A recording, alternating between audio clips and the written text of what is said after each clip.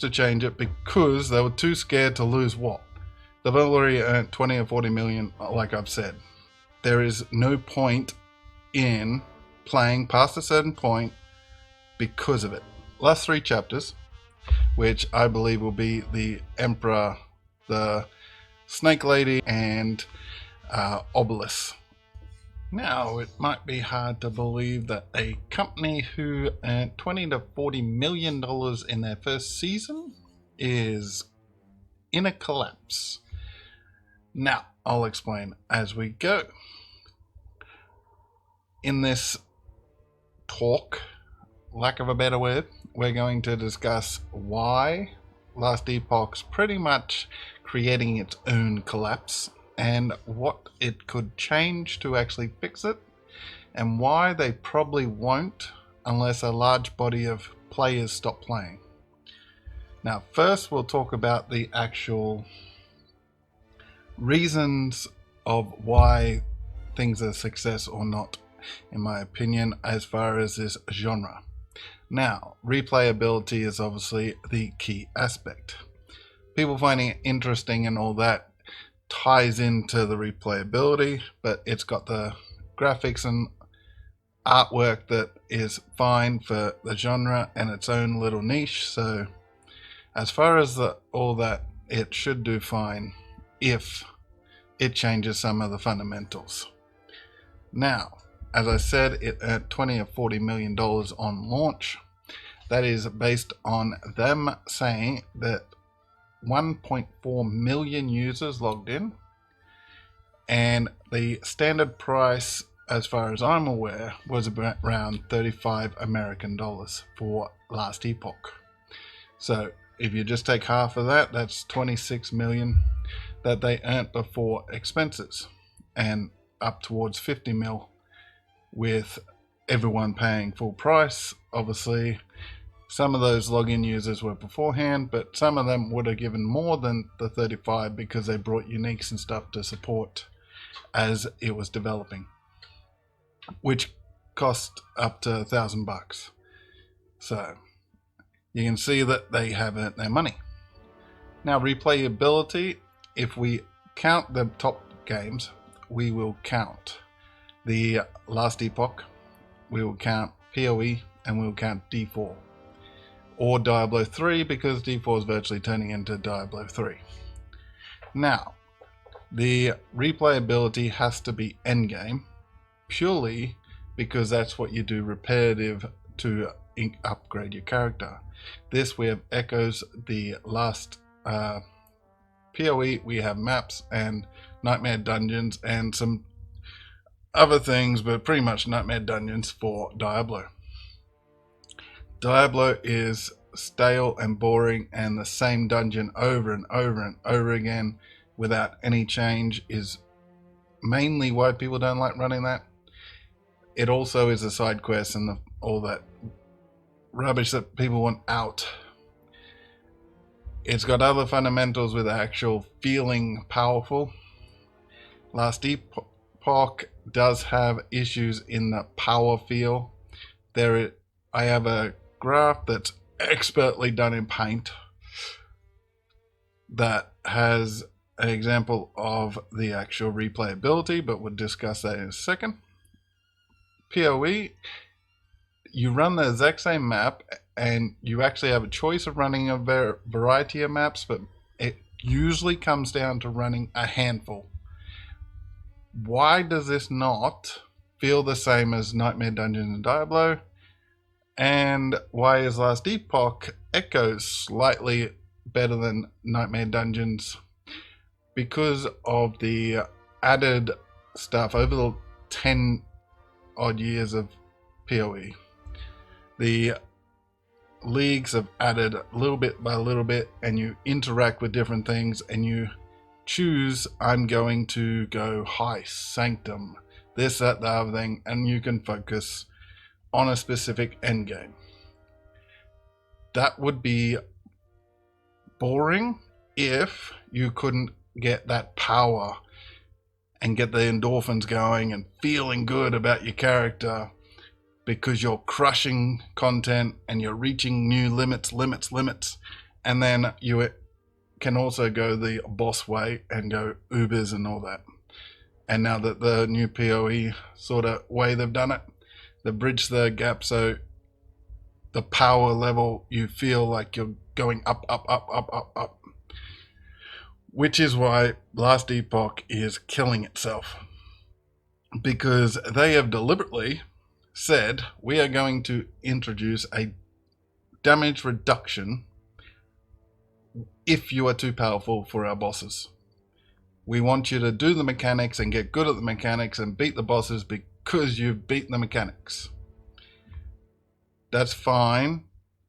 But if you end up with a character who... I went back and tested this. I had a character who got the empowered monoliths at level, I think he was 84. I think my Rune Master was that particular one. I went back to take on the Architect and then Lagon, just because I wanted to test some things to see whether the damage reduction was really, really bad, or it just felt that way, because you don't necessarily go backwards. But with the new factions, the things you can do is during the campaign, so you go back, defeat some of the campaign stuff to get runes and stuff. It took me ages compared to passing the Echo bosses to beat the Architect, because my character was dealing that much damage. The damage reduction kicked in, and I had to play the game of dodging everything for both the Architect and Lagon. Now Lagon is usually quite tanky, and even in the Echo is usually quite tanky, but when you're able to empower your monoliths, but you got to play the mechanics with a level 52, 53 boss, to the point where it takes you like 5-10 minutes to beat the boss. Now I might be exaggerating with the 10 minutes, but it took me probably at least 5 minutes to beat the Architect, because I had to keep running around, herd teleporting, and the damage reduction. That will kill Last Epoch quicker than anything. There is no point in playing past a certain point because of it. You might as well start a new character or just play a different game. There is no replayability unless you're the niche person who wants to go the corruption and sort of have that sort of bragging rights of corruption. But pretty much, I'll show this if I can find my mouse, this awesome drawing, and I'll just make sure my head is not in the way of it. Move my face out of the way. Now we have, obviously, you log in. There's massive spike compared to anything else is you logging in, getting your first 30 levels. You are starting to create your character. You're starting to get some of your gear. Once you get that gear point, you go, now we just got to play the campaign. This is fun. And generally you're crushing a lot of things, but then you're not able to just destroy everything because of the said rules. And one thing I will say, poison needs to change and bleeds, and that you shouldn't be able to get like 30 stacks of poison in like 2 seconds and then either use all your heals and die to some trash creature because you're constantly healing from the degen, or you die because you don't have enough heals. This is early echoes where you're getting the exalteds. Now this could be like this, or it could be exaggerated out, depending on the player and their skill level and everything. Around a level 75 is pretty much when you have everything. You're just picking the odd extra passive point. And then once you get all your gear, it goes down and it's not playable.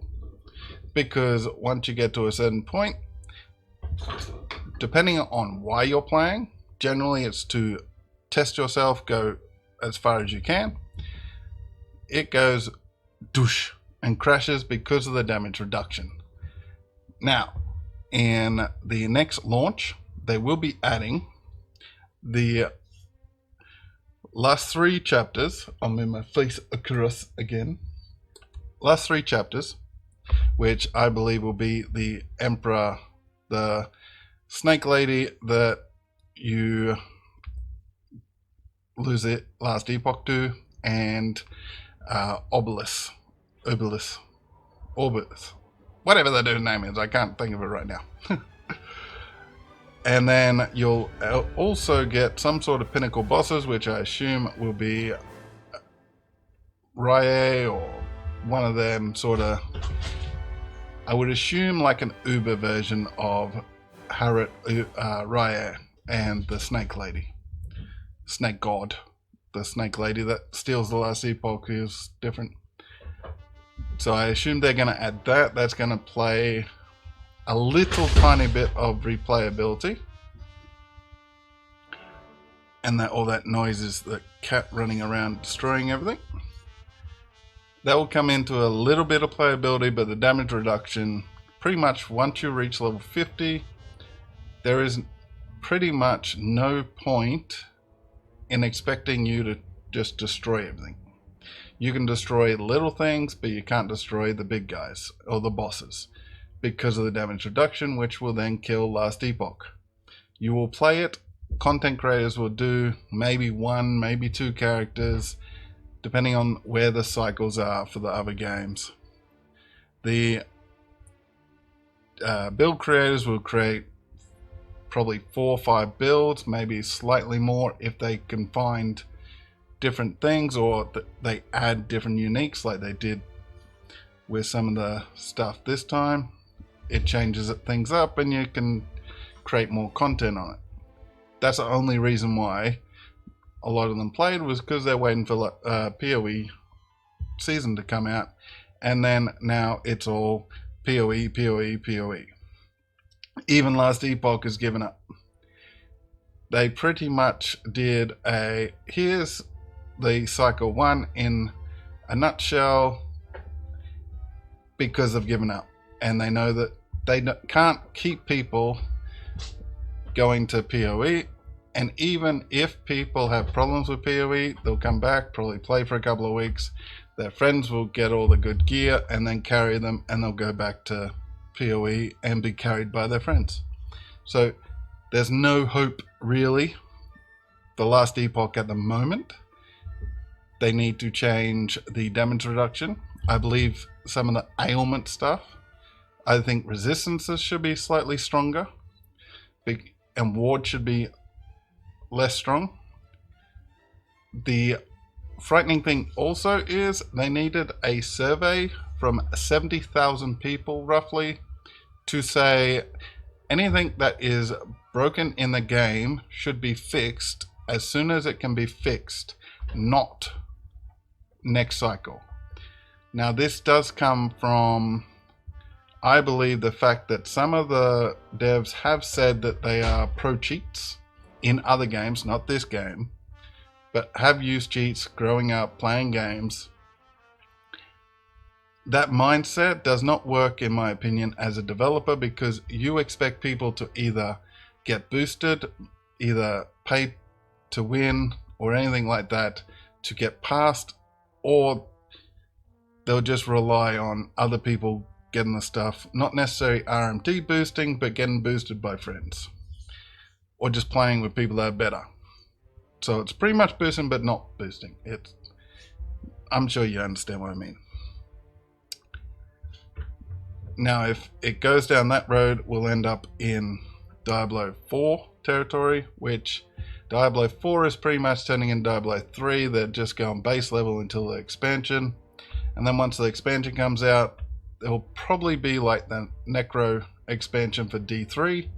It will have a massive rise and then a massive drop because the replayability won't be there. They'll probably allow power creep, which will keep certain people happy. Most people won't, because the actual enjoyment's not there. If you had power, the power creep only works if you can get to a certain point, and then it requires skill.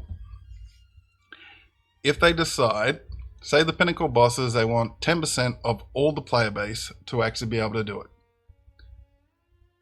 Then make it that difficult that skill-wise, you need to be in the top 10% to be able to beat the pinnacle bosses or the Ubers. The next level down, maybe 25% of the entire playing population can do whatever they deem the next level. Maybe reach corruption 200 is the next tier. That way you're not going corruption 1,000, 2,000, 3,000, because that's just D3 in the rifts. That will just get silly.